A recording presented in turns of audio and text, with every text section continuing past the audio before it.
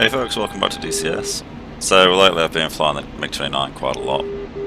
These clips were all recorded after the Strike Eagle dropped. I have actually bought the Strike Eagle, but trying to learn a new module is sometimes like really kind of overwhelming, and I just don't really want to do it right now. Just trying to find the time and spend some free time looking at tutorials and such until I've got a better grasp of it before I jump straight in.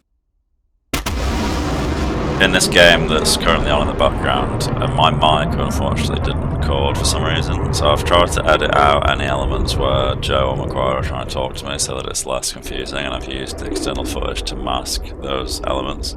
So it did just get shot at by a Strike Eagle with a Sparrow. I've dived behind the mines to break line of sight. There's a friendly flanker up ahead that I'm unaware of at this time, and as we crest this ridge, I'm expecting the Strike Eagle to be on my left somewhere. See him, he's I do actually see him visually quite clearly on the video. On me now. He sees me too. So we're going to go up and over and use the helmet sight to get a lock on him. For anyone that doesn't know, the Strike Eagle really is not designed for dogfighting. It can't really hold its own very well at all, especially not in a Fox 1 environment against a MiG-29. With AMRAAMs, sure, it'd have fucked me up before I got anywhere near him, but as it stands, it's more of a bomb truck. Skipping ahead to the second engagement. This guy initially was head on with me, but immediately turned cold once I launched, which is kind of to be expected. US jump on 80s. Because of that, the R27s really aren't very good, and he manages to run away from it. So I switched to using EO, so he's no longer getting a radar lock warning from me. But I'm still able to lock him using his heat signature. He breaks line of sight and then turns left, and very predictably continues going the same way.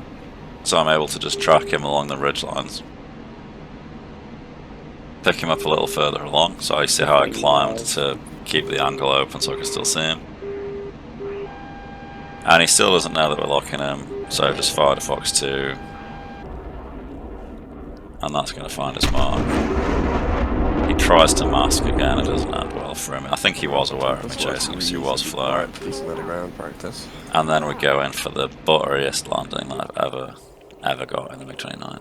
This thing is generally quite difficult to land, but right here, it was so soft that it was only just the suspension arms of the gear that actually take the brunt of the impact.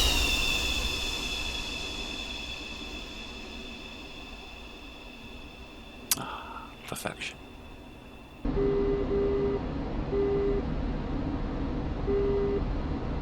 Skipping ahead, we're now on Persian Gulf in the MiG-29S on Tempest Blue Flash server. The last Caucasus game was on Blue Flag 80s.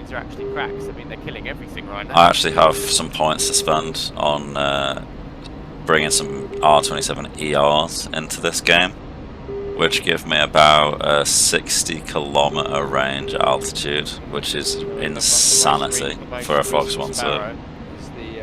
Being a Fox 1 server, the Strike Eagles are limited to, I believe, AIM-7Ms, which are probably lucky to get 20 miles. I think they could probably get 40 on a perfect condition launch when the contact doesn't try and defend. But generally speaking, they're going to be limited to about 20 miles. And I'm probably limited to about 30.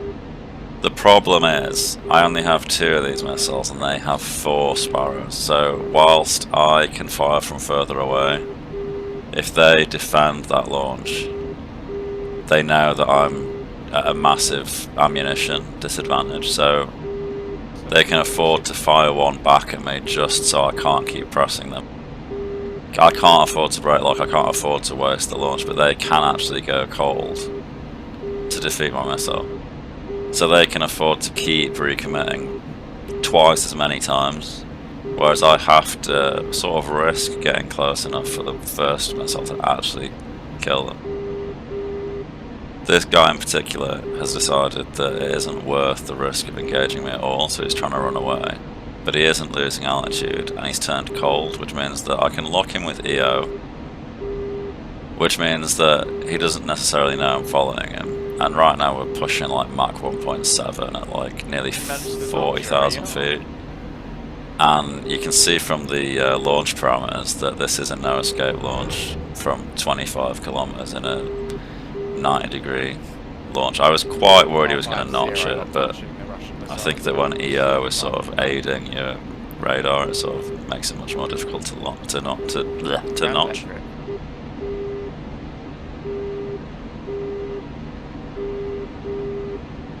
So I thought he'd notched it and broken the lock, but it's actually because he died. So I thought it'd take much longer for the missile to get there. I think that the R27ER is actually the fastest missile in the game, like pushing Mach 5. Unfortunately, Tempest doesn't have TAC view, so I can't show you. The ER is better than the Super 530 of the Mirage 2000. That's how good a Fox 1 is. Oh well, the fact that it's point restricted should tell you something.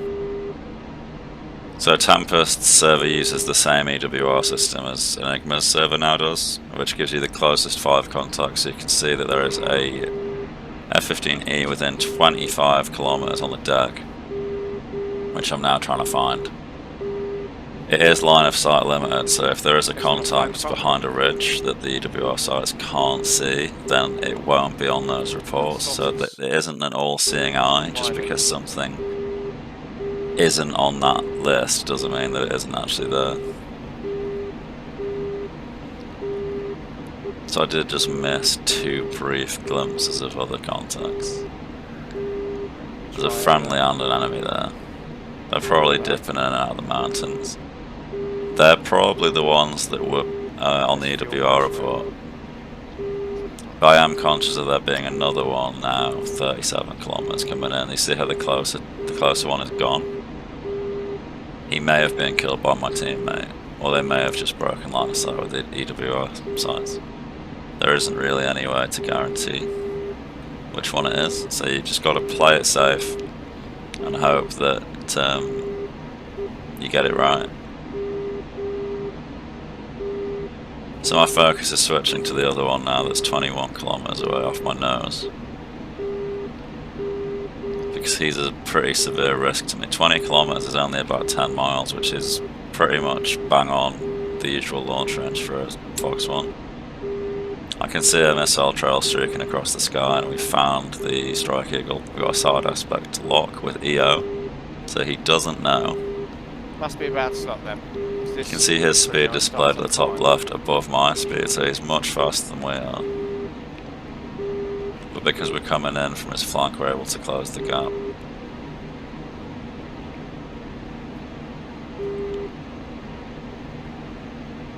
I did contemplate going for guns, but typically when I try and do something like that, it ends up going wrong and I die, so I just didn't want to risk it. It looks like he did actually kill a teammate as well.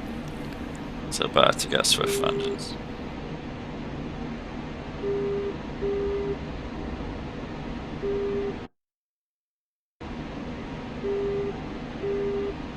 So right now my fuel flow is saying that I've got about 220 kilometer range. People rag on the MiG for being a bit crap at longevity and having really short legs, but really you can cruise around in this thing with your throttle set to like 30% because its thrust is insane.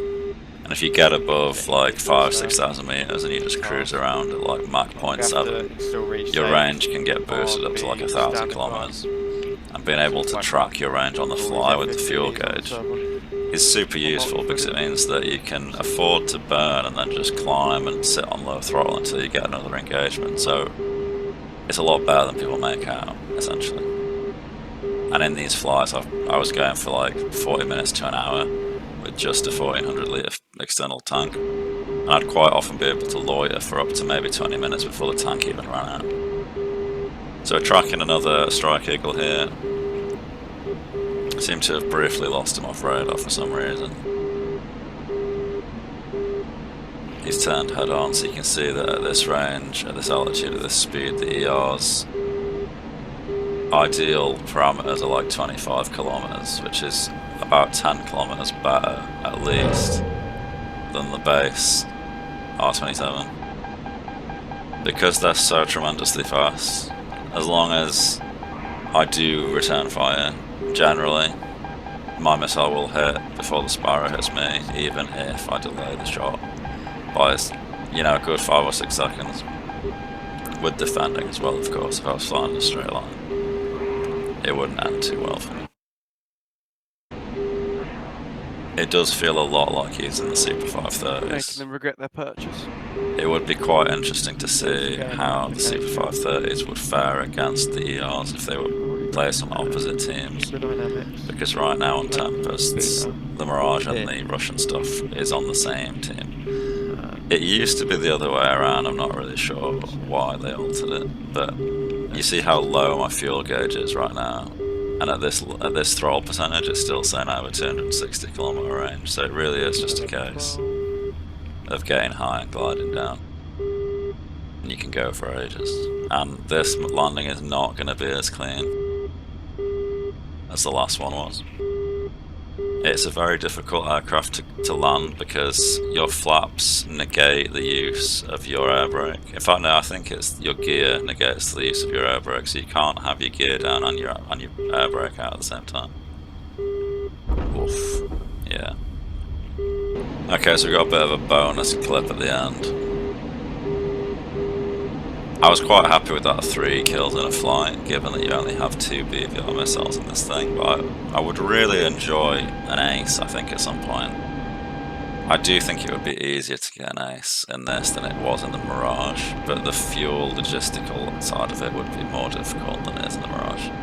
Just because the MiG's got 2 engines, a similar fuel capacity, and, you know, people rant about it having short legs. So this guy has actually launched a Sparrow at me at almost 80 kilometers. That's like 40 miles, and his speed is less than mine is. He is at 30,000 feet, but that is an ambitious launch. You can see that the ER isn't even in range yet. You can just see the trail over there. Not concerned at all. I'm just not bothered remotely about that missile. As we turn hot, we're going to get within launch range. So I'm going to fire on him at about 45 kilometers. That's probably about 20 something miles, low 20 miles. And I'm going to crank to the left and dive. He is also diving pretty damn hard, but he's still hot on me. He's cranking to my left. This is only the first day that I've ever been using EOS, so I don't know how much to trust them in terms of like their tracking, their guidance, their interception routes, their energy retention. All I've got to go on is the range scale giving me estimates on the HUD. I decided to fire another because I'm conscious of the fact that he gets like twice as many Fox 1s. I can't see any more trails from him though, so I'm not sure if he's actually fired multiple times or if it's just the same missile still being guided in. I'd kill him, but I'm not sure if it was the first missile or the second. This is why it's such a shame that the server doesn't have TAC view. But that's the video for today, folks. Thanks a lot for watching, and I'll see you in the next one. Cheers.